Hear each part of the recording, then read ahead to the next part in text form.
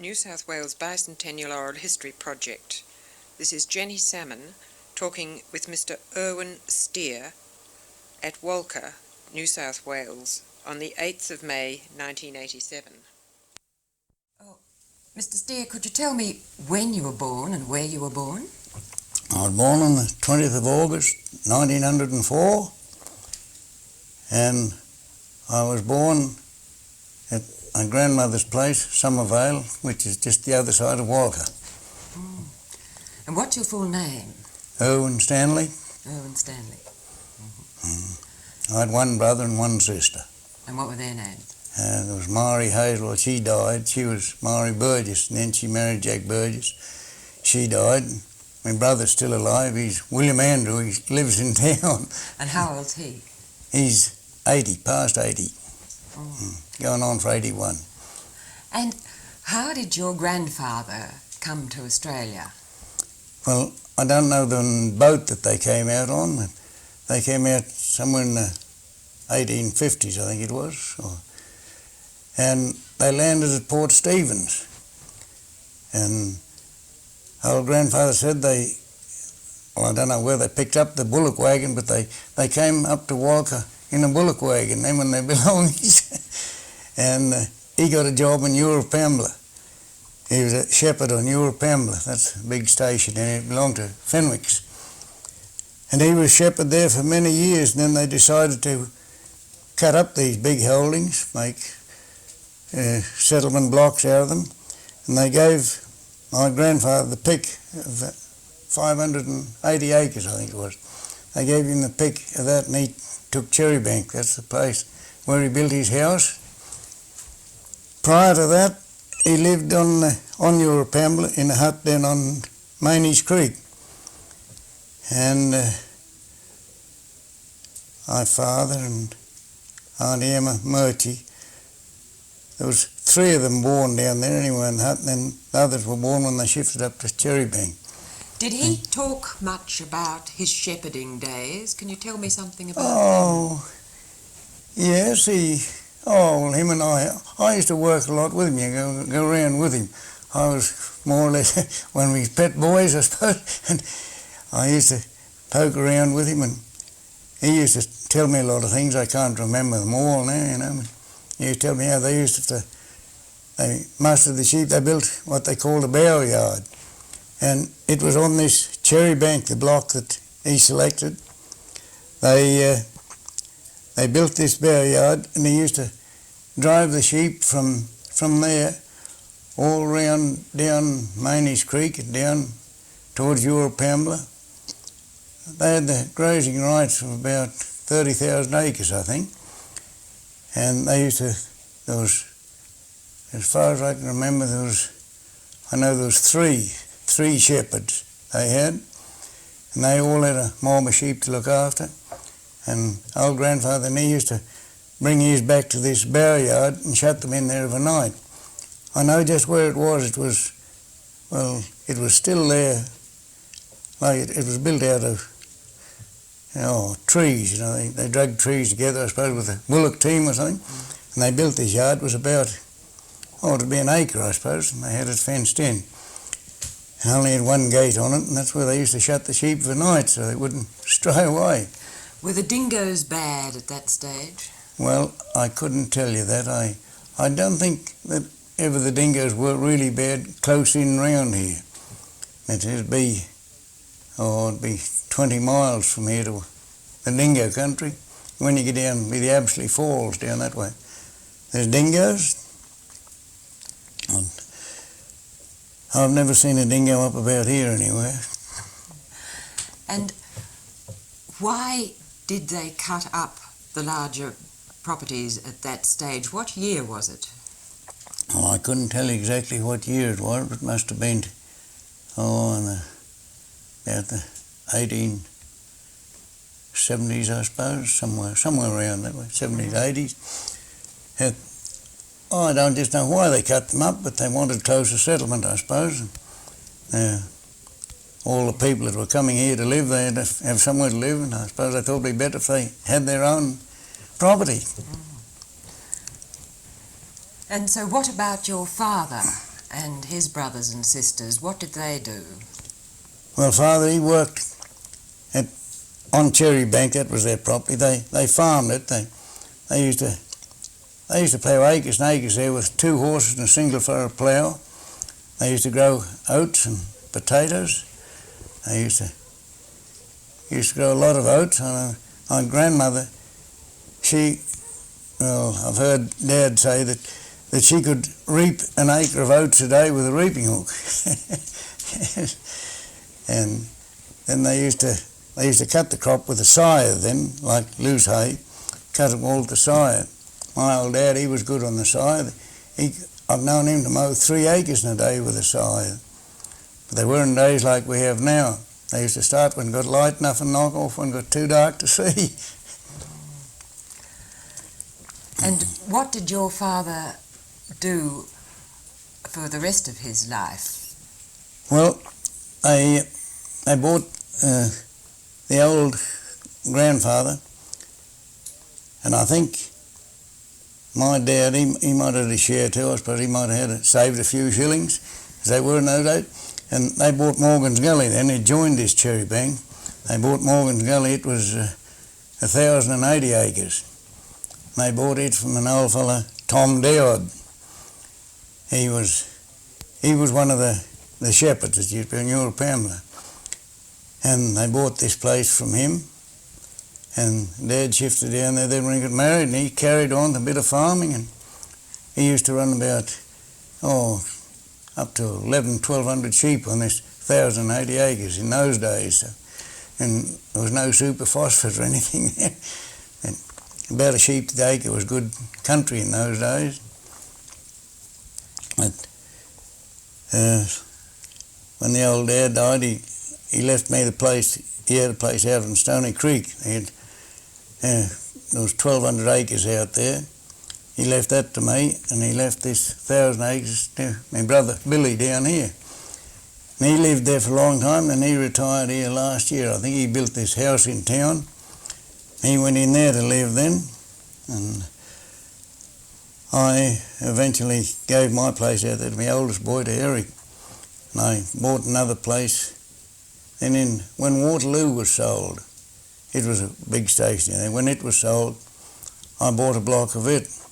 And I gave it to my other son, to Keith, and he's got it now. And it in another place we bought then after, a few years after anyway. We bought a place from Dodge's down there, and it belongs to Keith now. So they both got a good property down there now. It's about 10 miles out to it, but it's good property when you get there. And they're both doing well on it, so that's the main thing. And your childhood, what do you remember, first of all? The which? Your childhood. My childhood. Well, when I was 5 years old, I went down, my sister, she was 4 years older than me, and she was going to school down in Somervale with my grandmother, and there was a little school there, one of the little bush schools. So when I was 5 years old, they sent me down there to start school. I went down there from August to the December school holiday. And during that time, they built another little school on my dad's place there in Morgan's Gully. They built a school there, they called it the Morgan's Gully School. So that was in 1910. And Christmas 1910, I started school there then, and I went there for, where did I go? I went there till I was 12 years old anyway. And then I used to ride a push bike into Walcha school then. Went in there for the last couple of years. I left school before I was 14. I was 13 in August, and I left school in the December holidays and started work on my own then. There was one of the old neighbours up here. He came down to the old dad. I remember we were unloading a load of wood at the wood heap. We used to drag it with a slide and 2 horses over time. We were unloading this load of wood, and this neighbour came down and asked the old dad if I could go up and help an old fellow who had worked there chip corn. They had 20 acres of corn, and they'd scarified, run the scarifier up the rows with a horse, and we had to chip all the weeds between the stalks. Anyway, he asked Dad, could I go up and give this old George Rhodey, was his name, a hand? And I was looking at old Dad, I was giving him the nod to tell him yes. So anyway, I got the job. Anyway, so I started the next week, loaded up my old dinner bag that I used to have at school, got on my old push bike and rode 2 mile uphill to work. I used to get there at daylight of a morning and work till 12 o'clock, then we'd have our dinner and work again then till it got too dark to see and ride home. And that was my first job. And I'll never forget this. I was raring to work at the time, and that pleased the job. And this old fellow, I think he was 65 at the time.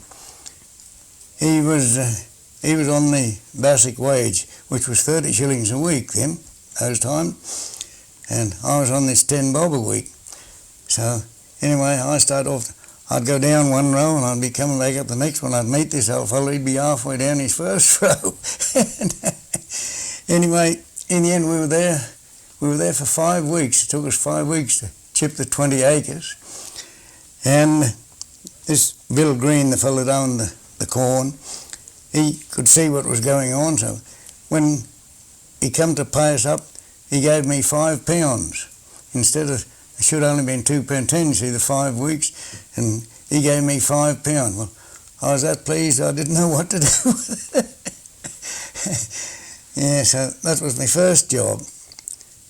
And then, I just worked around the farm with the old dad then. I used to do the ploughing. I started ploughing with, he bought a double furrow plough, and he had 3 draft horses. I used to plough about, what we had, there was about 30 acres. Oats we used to grow. I used to plough it with 3 horses and a double furrow plough. And he had a reaper and binder. We used to cut with a reaper and binder in those days. Draw it up to the shed. I used to draw it up to the shed with the horses and a wagon. We had a little tabletop wagon. And we used to get the chaff cutters. Then there used to be chaff cutters come around and cut the chaff. And anyway, that went on for quite a few years. And then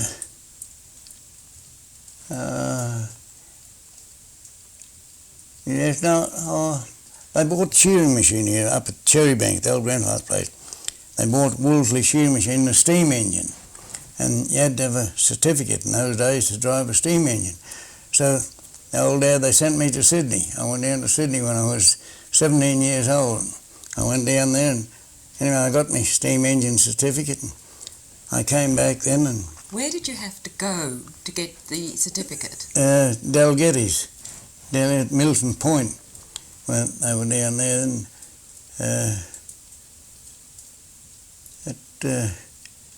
it was a course. I was down there for 3 months and then you had to go through an examination then.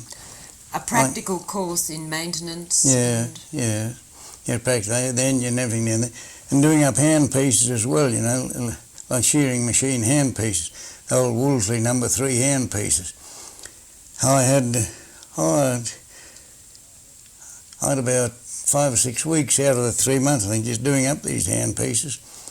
Anyhow, the next year then, they wanted me to go back down again and do up these hand pieces. So I went back again the next year and I was down there for 5 months, I think it was. 5 to 6 months anyway, I was down there doing up these hand pieces. I got a job down there then. And I came back home then. I had to come back home, it was shearing time at home. So I came back home and seen the shearing through at home. And then he was a friend of mine, a fellow named Jim Dunn. He had a big double bag chaff cutter, big John Bunkle chaff cutter, 2 bags a time. And we had the steam engine, we had the old steam engine, so we took it, there was 3 of us, there was Alec Green, Jim Nunn and I. We formed a sort of a company. We went all around the Walcha district. We went from Tyre to up near Uralla, all around and down Woolbrook, down that far.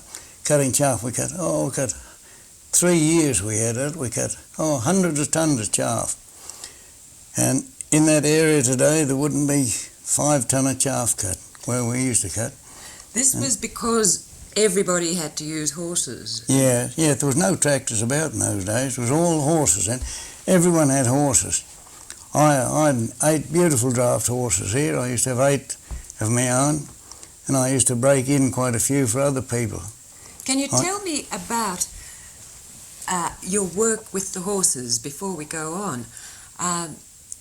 Your days when you were ploughing, say, what would be your routine for getting up, harnessing the horses and so on? How did your day start? Well, first of all, you got up before it was daylight and you gave your horses a good feed. You used to feed them on chaff and corn. And then when it got daylight, when they finished their feed, you'd had your breakfast and you hooked them up and started to plough. And after I got going for a while, I used to have 2 sets of horses. I used to have 3 till dinner time, and then I'd let them go and get another 3 after dinner. And then that went on till in 1926. I bought this place then. I left in there and I manned my 8 horses, and I bought a tabletop wagon.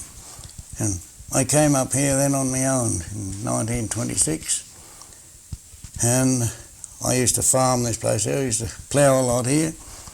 And I used to draw wool with the horse in wool season, the wagon. I used to draw wool to Walcha Road. And different jobs with them. I used to get a job, some of the place around here. I bought a reaper and binder too at the time. I used to get a job cutting crop with a reaper and binder. And I used to make money. I used to break in £2 a head. I used to get to break in a draft horse. Yeah. How did you break them in?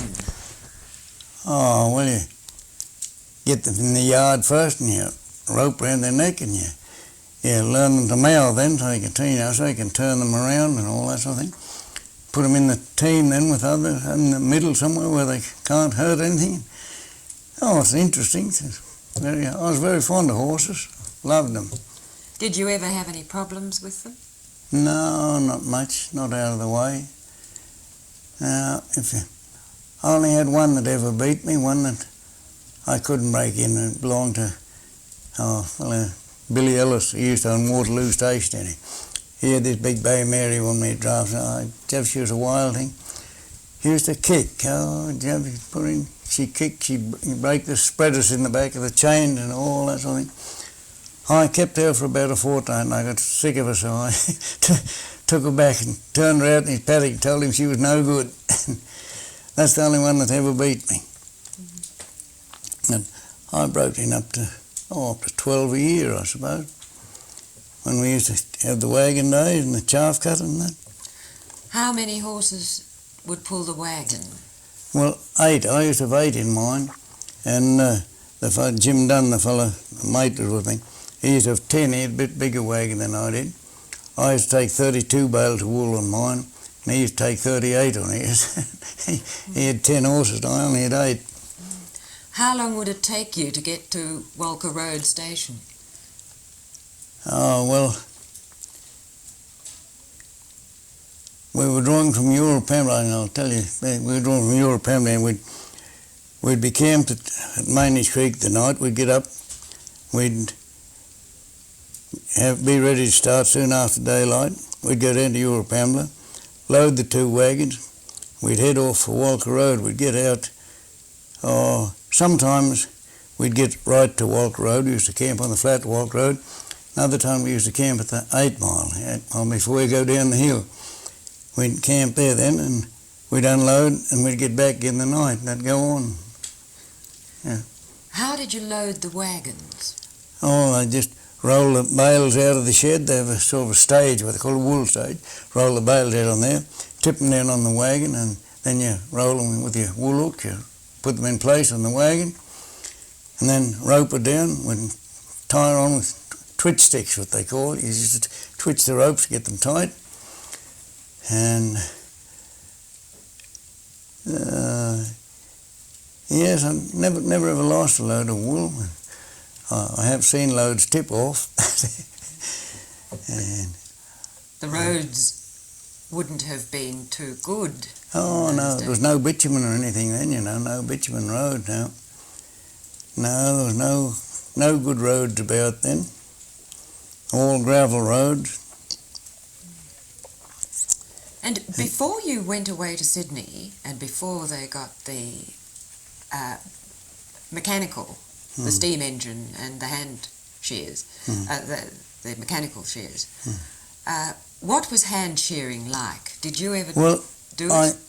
I have done just an odd one or two, you know, but I never ever done shearing by hand. It was going out. Machines came in when I was old enough to learn to shear.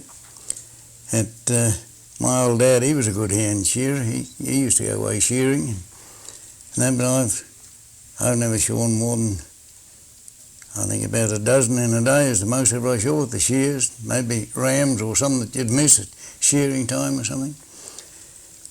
But I never ever done much hand shearing with the shears, but I done quite a bit with the machines. I shore for, how did I shore about 17, 10, 12, I had about 14 or 15 years shearing with the hand pieces, I suppose. Did you go away shearing at all? Yeah. When was that? I used to go, I was away in the 1920s. I shore 1925, I think, 25, 26. 1926, I think I shore 17,000. That's a fair few sheep to shear in the, what was I, about 6 months, I suppose. Used to go away, and I said, out Moree, Mungandai, and Barabra. I shore for a couple of years at Barabra with a contractor fella that was there. We got in a contract. Jean's brother, Jack Beasley, and I. We went with this contractor from Barabra for, I think we had 3 years shearing with him, all out round Moree, and we went out to Tryon. It was way out the other side there. That's the furthest we were away. We used to do a lot of shearing around Barabra though, Gunniganoo and all around there. I was at Gunniganoo, and then the first year when I started off shearing, I couldn't shear much. If I'd done about 40 odd, I think, for the first few days, and I sort of kept improving a little bit, and I got into a big contract. There was this Australian and land company. King George V, he had shares in, I think. Anyway, we started Walcha. There was Walcha, Pyalloway and Orundumby. That's the station out here. We're the 3 stations, and that's where I learnt to shear.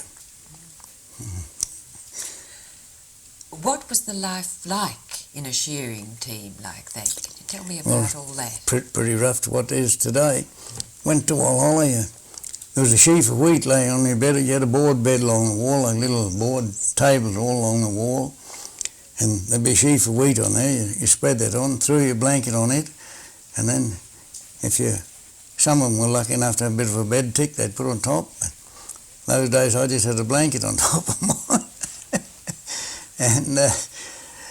and then there was 6 runs a day in those times. You used to get up, you used to do a run before breakfast when I started off. You'd get up, just forget the times now, somewhere about 6:30 you'd start. You'd shear for an hour and 20 minutes I think it was. You'd knock off for breakfast and you'd start again. There was 6 runs then, well they only have 4 now. They're 2-hour runs now, you go 2 at a time. But that went out in somewhere in about the 20s, I think, about 1924 or 5, I think. There was got into 4 runs then. Well, how long were your runs? They were 2 hours. 2 hours, but 6 of them. No, they weren't, no. They were hour and 20-minute runs those times. Hour and 20 minutes. And I think I just forget now, I think the last run might only been an hour. Used to start, knock off at, yes, I think the last run was 4:30 to 5:30, I think, you knock off. How many men would be in those teams? Well, I'll tell you, it's Walhalla, there was 64 of us on the what they call the mass account there, the 64, that was like the rouseabouts, and there was 22 shearers there, and the rest were rouseabouts and musters and wool rollers and wool classers and all. There's 64 of us there altogether, and that lasted for 6 weeks. I was unlucky enough to get the measles while I was there, and I had a fortnight in bed with the measles, and as hard as 6 weeks work, well, maybe 4 weeks work, we were there for 6 weeks, and I left, I had 11 pound to cut out, I think. That was my first shearing check. And I remember it cost us £1 out of that. Our union tickets, they were £1 those days. It cost us £1 out of that for our union ticket. And, we thought it was good money. It was in those days too. You could buy as much with it as what you could with, if it was pounds today. Dollars, yeah. What were the cooks like? What did they feed you on? Good cooks. They employed a cook. They used to go around, the cooks too. I think there was 6, if I remember rightly. There were 6 cooks put in. There were 6 there waiting for the shearers to put their price in, what they'd cook for. And there was one fellow there, Simmons was his name. He came from Corindi. He was a pastry cook. He had a shop in Corindi before that, but he gave it away for shearers cook. And he cooked for us 8 shillings a man. We had to pay him 8 shillings to cook the tucker for us. And everything was bought like in the mess account, all the shears, and you had to pay for that. And we had to pay him then 8 shillings a man to cook for us. That's how we were fed. And you could choose your cook? Yes, we up to a point. We had a ballot, yeah, no, they had a ballot to be, so I suppose there might be 30 or 40 there at the time. It got up to 64 after anyway, but they had a ballot, whoever you thought would be the best cook. And a lot of the old shearers, they'd know the cooks, they'd know the good ones and that. The chap and I that were in there, we'd never been in the shed before, we didn't know anything about it. I don't know who we voted for, but we got one anyhow, and he was a good cook too. We were lucky that time. These cooks, they had a big brick oven, they was cooking brick ovens in those days. And this fellow at Walhalla, he used to put 60 eggs in a sultana cake, make one cake.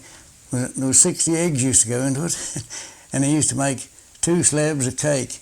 The length of the brick oven, they'd be as wide from here over there, along on that table, 2 slabs of cake. About 3 or 4 feet long each? Yeah, they'd easily 4 feet long. They'd be 4 feet long and about 18 inches wide. They turn out all right? Yes. What would you have for breakfast? Oh, we used to have bacon and eggs and sausages and all that sort of thing. Bread and jam. No porridge or anything like that. And cake for smoko? Cake for smoko time, yeah. And a hot lunch? Yes, always a hot lunch. Boiled mutton or roast mutton, and potatoes. Potatoes and pumpkin was the main vegetable. That was about all you'd get, I think. Any greens ever? Any vegetables? I don't think so, no, not very often. No, not there anyway. And then after, some of the places we used to go to when we were out the northwest, like you'd go to the house, you'd get your meals at the house. They had shearers' huts there, and you'd go to the house and have your meals. But they were the smaller sheds, there'd only be 7 or 8 of us there. You know. I remember one shed in particular where we went to for a couple of years, Jean's brother and I, Corrali Park. It used to be on the hands out there. I think they still own it, out from Belata. And they used to feed us at the house. Oh, it was just like being at home. But you didn't strike very many places like that. Another place I was to once, talking about shearers' huts, there was, there'd be 9 of us in a room, wouldn't be as big as this, to camp. The beds 3 up a wall, 3 beds up. If you're unlucky enough to draw a bed, you had to climb up the top to go to bed overnight, 3 stories high. Those times have changed now, time they did too. Conditions were pretty rough then. Oh yes, they were rough all right, but still and all, you got used to it, I suppose. Did the shearers drink a lot while they were on the job? Oh, odd ones, not very many. No, I used to drink at all then when I was shearing. But I think that's why I started off. We used to go in and stop at a hotel over the weekend, and that's when I started having a beer too. We used to go into Barraba and stop at the hotel over the weekend. That's when I started having a drink. I was about, I'd be 18, 19, I suppose, before I tasted beer. I made up for it since, though. Yeah. And did you manage to save from all that? Enough to buy or start to buy a place yourself? I made enough to buy this 260 acres I got here, by 500 something pounds, I think it was. And I borrowed it from the old dad in Morgan's Gully. He lent me 520 pounds, I think it was. And 2 years' time I went and I paid it back to him. He didn't want to take it. He wanted, no, he said, but I said, no. I said, I borrowed it and paid back. So I paid him back his money. And you did very well in those 2 years. Oh, yes. Well, shearing was a lot better then too. Shearing got up to about £2.10 a hundred, I think, or so then. And I was shear up to 180 a day in places. And you soon make a few bob then. So you went off shearing after you bought this place, and then when you weren't shearing, what did you do here? Oh, I used to plough all these paddocks around here, plough and farm. And I used to run a few sheep here. And, I used to sell a fair bit of chaff. I used to grow more chaff than my horses would eat. I used to sell a fair bit. Chaff and potatoes and things like that. And in those days, did you have to use any fertiliser at all for your crops? Was never heard of in the early days, fertilisers, never heard of in those days. Lime was the only thing. Sometimes you'd give your paddocks a coat of lime. Now, super didn't come out till, I forget when this was supered first. Being about 1940, I think, or so. When the super first came out, for the first time when we used it about here. But then I supered this place after, and then when the aerial fertiliser came in, I used to do it every year for, about 10 or 12 years, I suppose. But I only do it every 2 or 3 years now. Got too dear. When you were growing up and when you came here, the pasture was just the natural grasses, wasn't it? Yeah, just natural grass, yeah. How did the stock do on that? Oh, they used to live all right. They used to have to feed through the winter a lot. But in the summertime, they'd live all right. And when pasture improvement came in, did that increase the carrying capacity? Oh, yes, twofold or more, threefold in a lot of places. Yes, on this little 260 acres over here, I used to run those out. I'd run about 250 sheep. And when it was good, after I'd pastured it for 4 or 5 years, I suppose. I've shorn over 600 of it. But it's gone back a bit now again. I haven't supered it lately as much as it was. It's gone back now. I still run about 500 here. Did you have to clear this block? A lot of it, yeah, a lot of it. There's a lot of fallen timber and logs and things on it. I drug all them together with the horses and burnt them and cleared it and fenced it. Had to fence it all round for a start.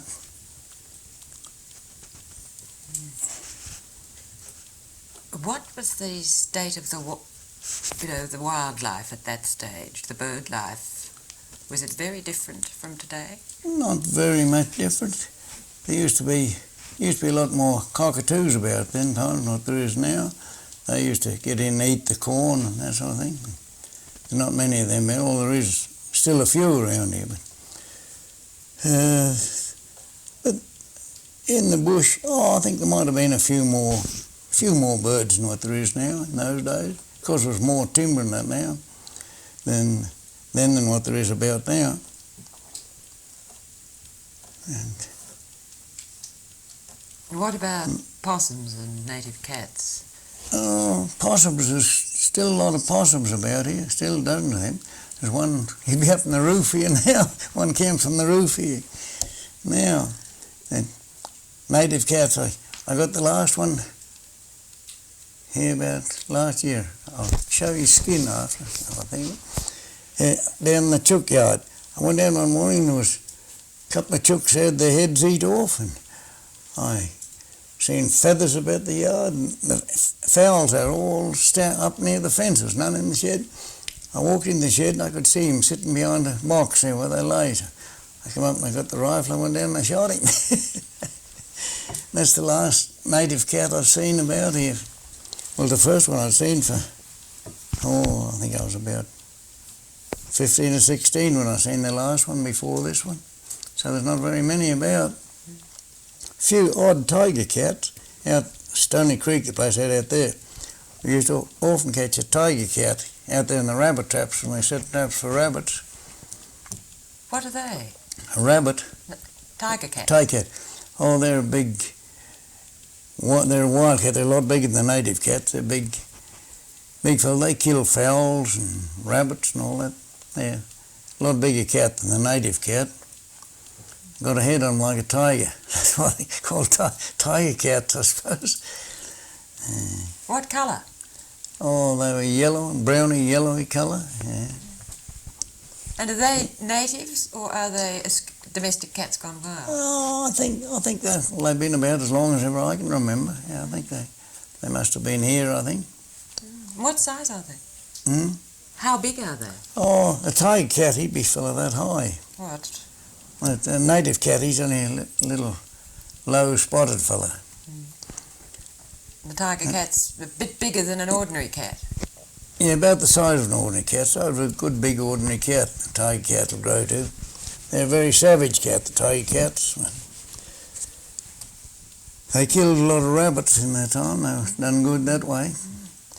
When did the rabbits come to this area? Oh, about when I'd say between 1900 and 1920 was when they bred up around here. Both rabbits and foxes. I can remember when there was no foxes about here. I remember the first fox, the old dad's dogs caught down Morgan's Gully, and he took it to town. Everyone was in there to have a look at it. Yes, yeah. But that was that'd be about 1912 or 14, I suppose, somewhere about then. And there's plenty about now. Yeah. Did you boys trap rabbits much? Yes, trap and poison. When we first bought this place at Stony Creek, when old Dad bought it in 1922, I think it was, I've often shot 40 and 50 there for an afternoon after 4 o'clock with a pea rifle, just walk around shooting. And we used to trap over 100 a night.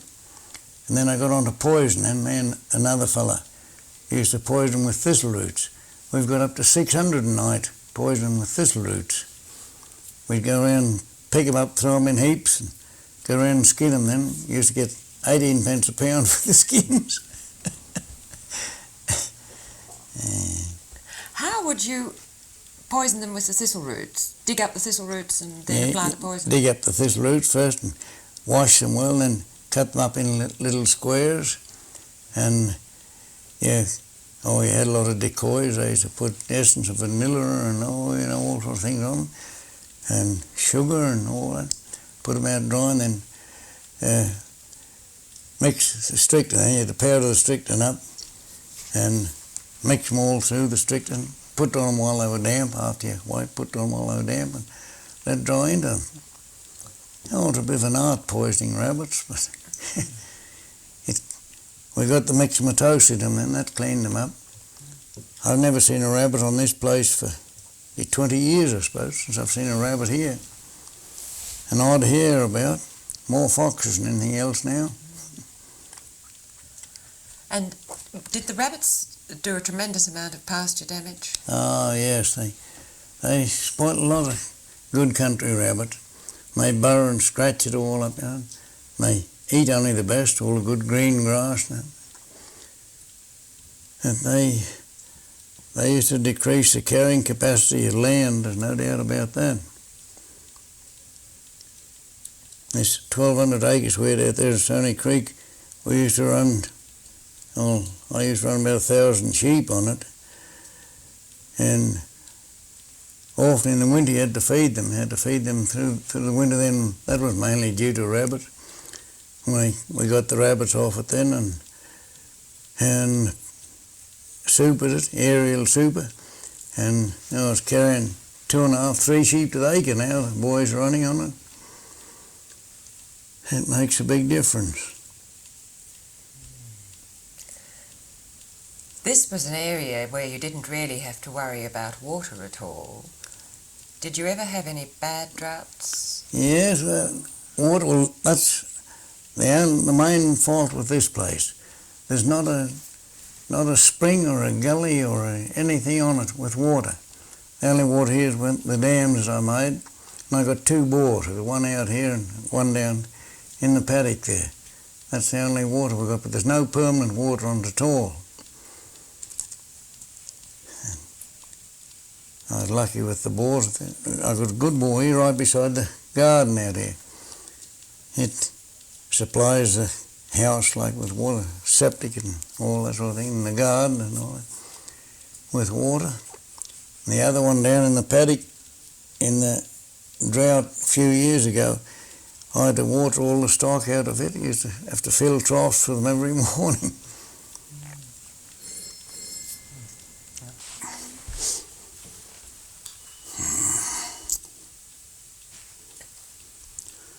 Now, what year did you get married? 1930. Right then. And where did you meet your wife? Was she a local girl? Hmm? Was your wife a local girl? Yes, she lived just the other side of town, yeah.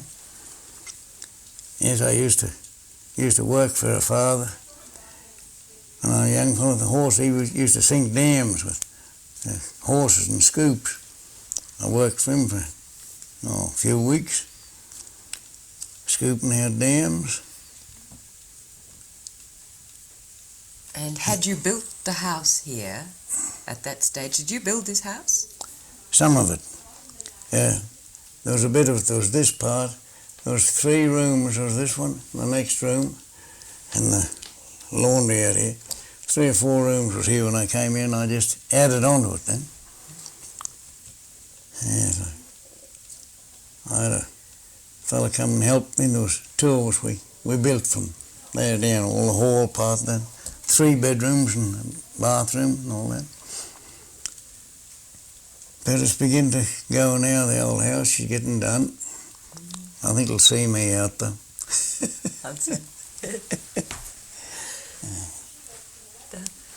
What was Walcha town like when you were young? Well, it was a lot better town than what it is now. Bigger town. There used to be 8 or 10 stores there. 3 blacksmiths. Well, there's no blacksmiths now, and we're down to 2 big stores now. There's no blacksmiths. I remember when the New South Wales Bank is on the corner there now. Bill's got a big blacksmith shop there.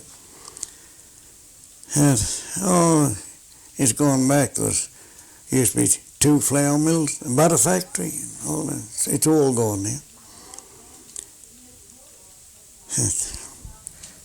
Enough grain was grown around here to support the flour mills, was it? Yeah, mainly oats. Oats was the main grain. It was never... Or I think my old grandfather, they did grow a bit of wheat. They used to make their own flour, grind their own flour. But it soon died out. There's very little wheat grown here now. Mainly oats now. Oats and pastures like clover and turnips and a lot of that sort of stuff grown here now. So it really was quite a farming district when you were young. Oh, yes. Everyone used to grow oats a long time, years ago. That I say. I just forget how many hundreds of tons of chaff it was we cut. It was, got up over the thousands, I know. Tons of chaff. It used to be grown, well, there's none now. Nobody cuts chaff now. It's all just put in for pasture now, for feed off. And did you children go into town very often? Oh, no, not very often. We used to go on the horse and sulky about whenever the horse wanted shoeing, a set of shoes on. That's about every 6 weeks. Yes. Perhaps Mum would take a couple of us kids in with her. We'd go to town. And then it'd come showtime. Old Daddy used to give us 2 shillings each. Man, 2 shillings each. We'd have a good time at the show with it. 2 bob. Riding the merry-go-round used to be threepence then. You'd have a couple of rides of the merry-go-round. You'd go around these hoopla things and all the side shows. They were, threepence, 6pence and that sort of thing. They're about $1 now, I think. And the show was a good one? Oh, it used to be reasonably, Not shows like we have today, but there's some good shows here. Yes. What sports did you play? Well, I never played very much sport. I played football for about 2-3 years, I think, after I left school. And then I went away. Too busy working, never time for sport much. I used to play a bit of tennis. We had a tennis court down at the school down there. Used to play tennis a bit. And I was never a real sportsman. Play bowls now, that's And Irwin, you've always liked horses. Did you ever enter them in any of the races around here? No, I never ever had race horses. Never ever went in for race horses. Mainly draft horses, ones using the teams. Always had a good saddle horse, one to ride about. Still got one here I ride around the paddock. But you didn't... did you ever go to any of the race meetings around the place?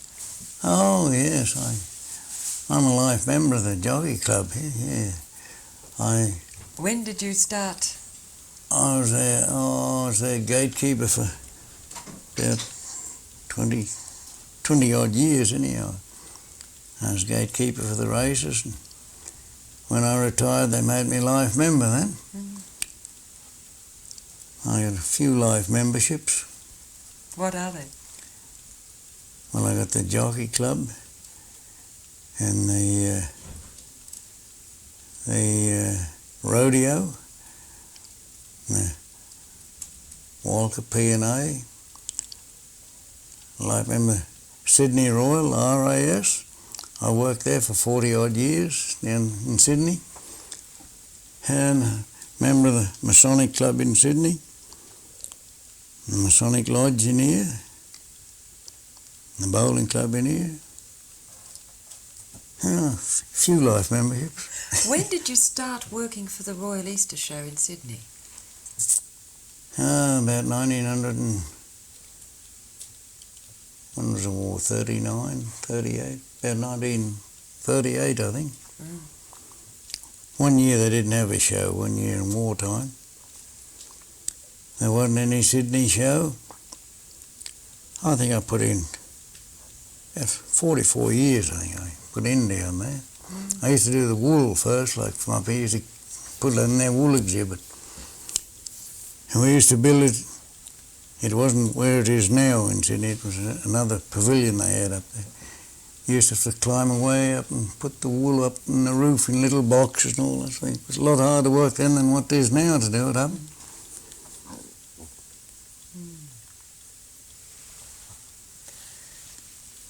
Well, this year, 1987, wool from Woolbrook did very well in the fleece competitions down there. Has it always done well?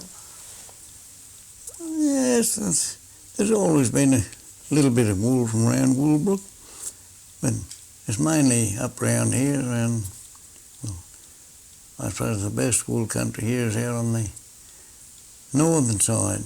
Yeah, out Marani, Yalgoo, Emu Creek, Europamra, Ohio, all them places. They've always been good wool. Has there been much change in the way the sheep industry's been run over the years? Was there fat lamb production early on or not? No, there was no fat lambs. No fat lambs up till the last 20 years, I suppose. It was never a fat lamb place.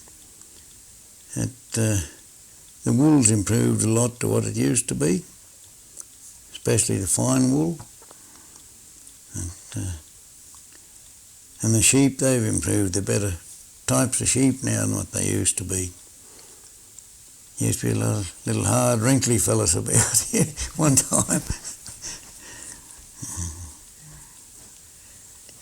And when did these improvements start taking place? Oh, mainly when they started souping, when Parson Everson got the aerial soup going. And that's when Walcha went ahead as far as sheep went. Although in my when we used to draw wool, Walcha Road was the second biggest wool loading station in New South Wales, and there's not a bale of wool loaded there today. So it's gone back. Well, road transport would have made a tremendous difference. Oh, yes. And once they got the motors in, well, they run the wool to Newcastle now. We send to Newcastle now. We don't put in the train at all. Send down the truck to Newcastle. When did you get motor transport yourself? Well, I think I'm one of the oldest licensed drivers in New South Wales at the moment. I've had a license since 1921. My old daddy bought a Dodge car, and it used to be a 2-day job those times to bring a car from Sydney to Walcha. You couldn't drive them over 25 mile an hour. That was their flat out pace for a new car.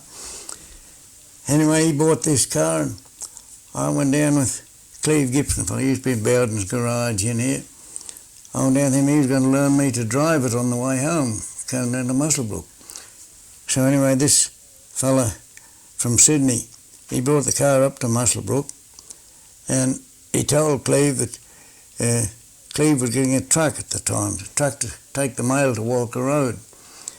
And he told him if the truck was in Sydney, if he liked to come back with him, he could bring the truck home with him. So, anyhow, Cleve said, he said, we'll get you out in the morning, we'll learn you to drive. So we got up at a bit after daylight, and I drove around Muswellbrook till 8 o'clock, and I was going pretty well. Of course, I was a mad motorbike crank in those days. I had motorbikes when I was about 16, I suppose, and it didn't take me long to catch up with the car. So Anyway, we had breakfast and they left for Sydney and I left to come to Walcha in the car. I didn't have a licence or anything. I drove from Muswellbrook to Walcha and I got home here just before dark. I left down there about 8:30 or 9, I think.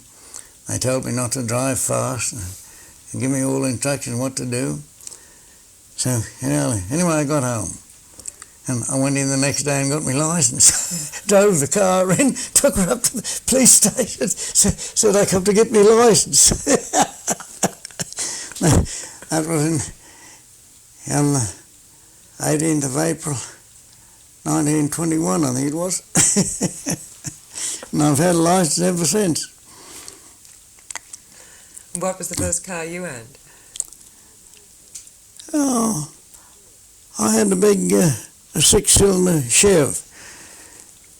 When the first six-cylinder Chevs came out, I bought one, I think.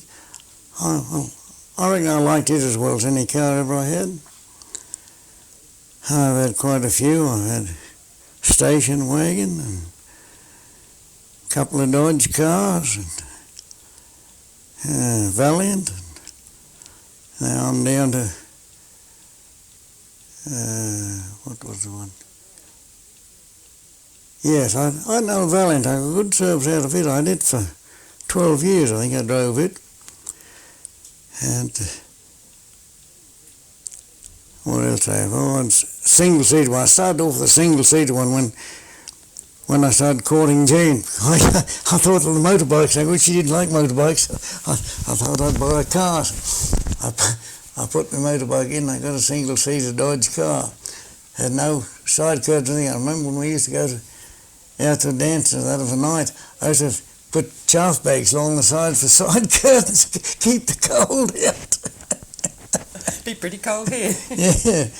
Yeah. How long were you courting? Oh, about 3 years, I think. 2.5 years. 2.5 years, I think, before we got married. Was that because you had to put the place together here? Oh, no, when I bought this in 1926, I thought I might get married someday, but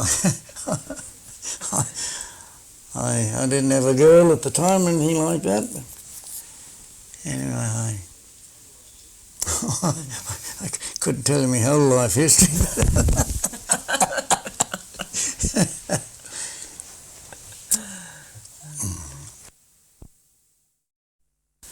When you went to Sydney, when you were learning how to run a steam engine?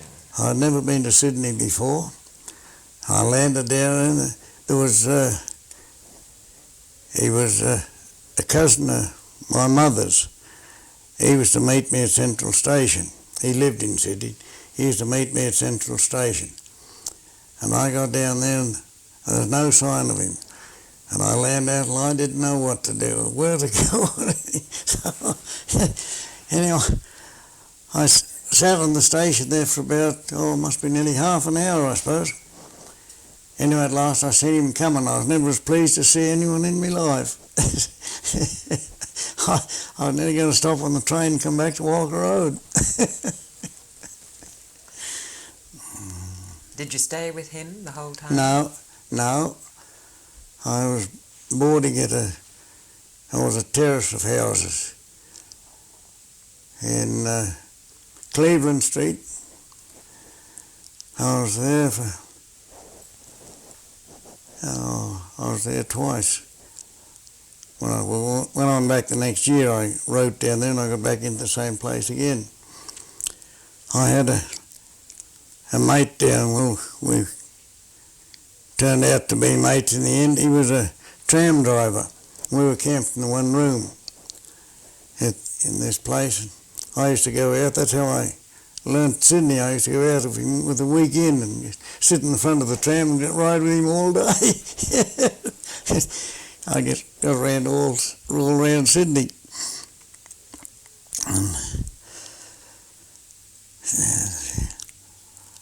And how did you get into the fight? How did you get into the fight? The fight you were telling me about. The fright? The fight. Oh, I said a fright. Fright. Fright, not fight. Fright. No, I was never a real fighter. I lied. I had a mate another time I was down there. I had a mate, he used to be a bit of a boxer. I used to have a round or two with him in the bedroom for night, train him. Yeah. What did you think of Sydney? Oh, it was all right, but I'm not real fond of Sydney. Not fond of it. I was down there after I worked at the show, did I? I used to stop at the Masonic Club down there. I used to enjoy being down there, you know. Get a lot of mates there. I was there for 40 years, I suppose. I stayed there. Used to go out in the tram out to the show, out to the showground. No trams now. I reckon that was a mistake Sydney done do away with the trams. They got rid of the traffic better than what the buses do.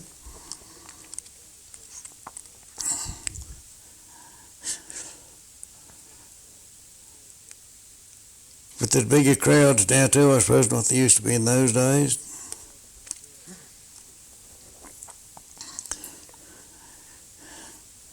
Did you go to any of the shows and the theatres, or? Any of the, you mean theatres? Oh yes, we used to go around, you know, a lot of theatres, pictures and those sort of things. Oh yes, we used to get round. But, I'm not really fond of pictures. When we started off, they were old silent ones, you know, they sort of sickened you them, I think.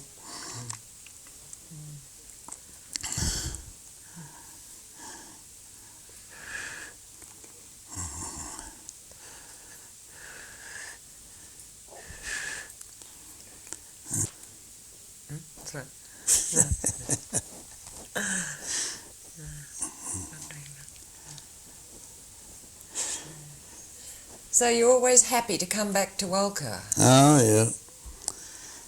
Oh, yes. I've lived here all my life. And not likely to shift now, I don't think.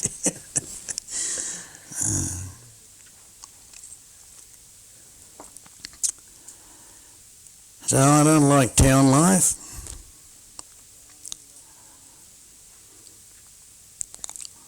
Only for a weekend. Well, thank you very much.